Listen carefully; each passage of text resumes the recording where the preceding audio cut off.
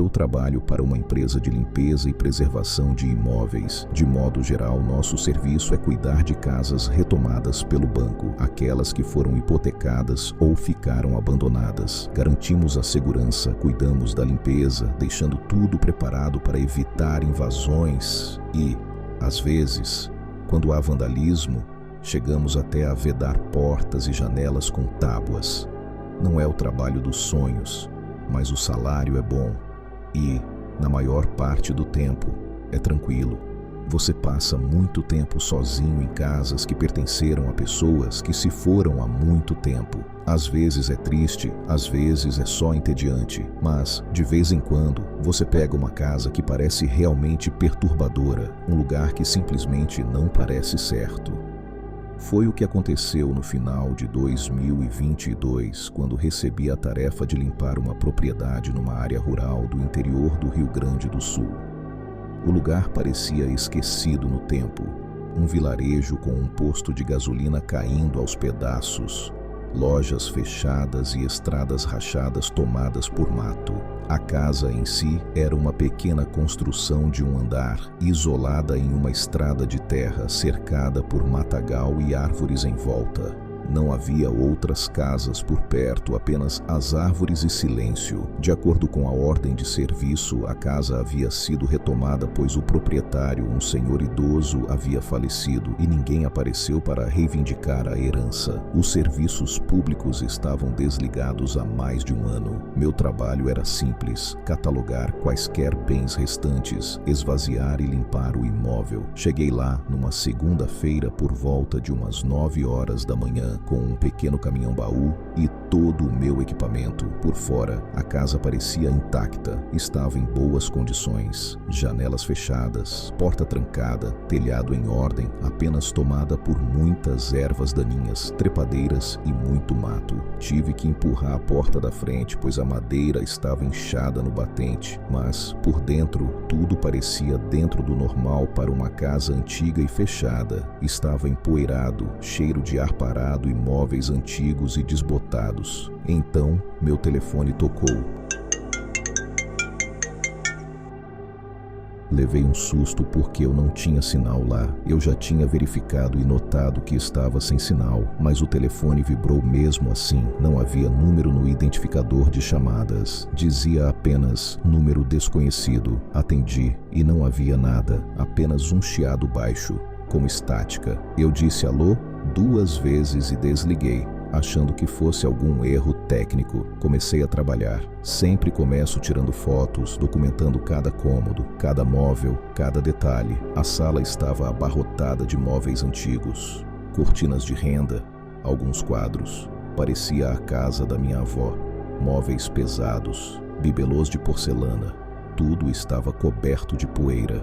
O corredor tinha um cheiro diferente. Não de podridão, mas mais como mofo, poeira e algo levemente metálico. Havia 3 quartos. Um estava completamente vazio, exceto por um colchão murcho no chão. Outro era claramente um ateliê de costura, com carretéis de linha por toda parte e uma máquina de costura velha e empoeirada no canto.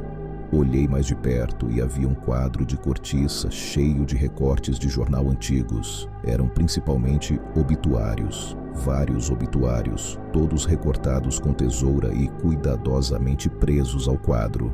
Nenhum nome conhecido, mas todos da região. Continuei o trabalho. No quarto principal, havia um telefone antigo, daqueles de disco, na mesinha de cabeceira. Lembro-me de parar e encará-lo por um segundo, porque eu não via um há anos. Era esbranquiçado, amarelado pelo tempo, com um longo fio espiralado. O tipo de telefone que nunca mais tocaria, pois a linha havia sido cortada há muito tempo. Segui para o banheiro. Foi então que meu telefone tocou de novo. Dizia número desconhecido novamente. Desta vez, hesitei. Peguei o celular, saí para o corredor e atendi de novo. Nada, mas desta vez, depois de alguns segundos, ouvi um sussurro, muito baixo, tão baixo que mal consegui distinguir. Uma voz dizia: "Não atenda o telefone no quarto." Então a ligação caiu. Fiquei paralisado, coração batendo forte. A casa estava em silêncio total. Verifiquei as janelas, portas, todas fechadas. Não havia ninguém por perto e nenhum sinal de entrada forçada. Meu primeiro pensamento foi que alguém estivesse fazendo uma brincadeira de mau gosto. É o que qualquer um pensaria. Talvez um dos meus colegas da empresa estivesse fazendo uma brincadeira comigo, mas ninguém mais sabia que eu estava lá tão cedo.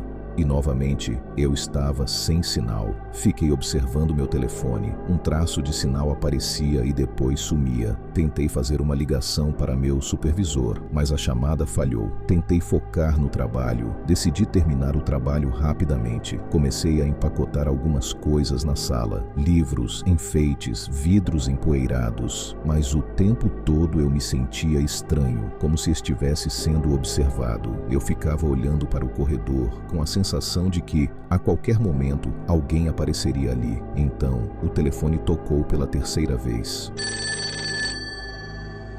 Mas não era o meu telefone. O telefone de disco, aquele que estava no quarto, começou a tocar. Ouvi de longe, um toque estridente e agudo. Aquele som ecoou pela casa. Aquele telefone não podia funcionar. A linha havia sido cortada há muito tempo, sem sinal de descagem e sem serviço. Mas, ainda assim, tocou como um sino antigo. Caminhei lentamente pelo corredor em direção ao quarto, o celular ainda na mão. Tocou de novo e de novo, o som ficando mais alto a cada passo. Entrei naquele quarto. O telefone estava na mesinha de cabeceira. Vibrava ligeiramente a cada toque, como se estivesse vivo. De jeito nenhum, eu atenderia aquele telefone. Não tive coragem. Esperei parar de tocar, o coração martelando no peito. Os toques finalmente cessaram. Saí do quarto de costas, olhando para o telefone sem acreditar. Eu queria ir embora, mas o meu trabalho era garantir que o imóvel ficasse em segurança e faltava verificar o porão. Quase desisti, mas algo me fez continuar. Talvez fosse orgulho ou teimosia. Talvez eu simplesmente não quisesse admitir o quanto estava assustado. A porta do porão ficava na cozinha. Abri devagar. Os degraus rangiam enquanto eu descia com a lanterna na mão.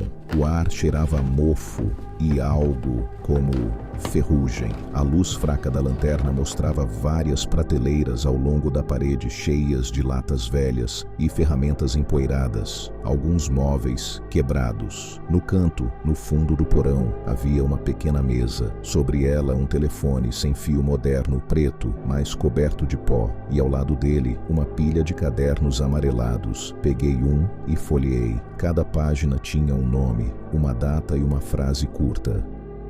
André, 11 de abril de 2021. Tocou 2 vezes, não atendeu. Antônio, 10 de julho de 2021. Atendeu, avisei-o. Folheei várias páginas, eram cheias de anotações assim. Eu larguei o caderno e senti como se meu coração fosse sair do peito. Senti um arrepio percorrer a espinha ao olhar ao redor do porão, temendo não estar sozinho ali e que alguém estivesse me observando de qualquer canto daquele porão escuro.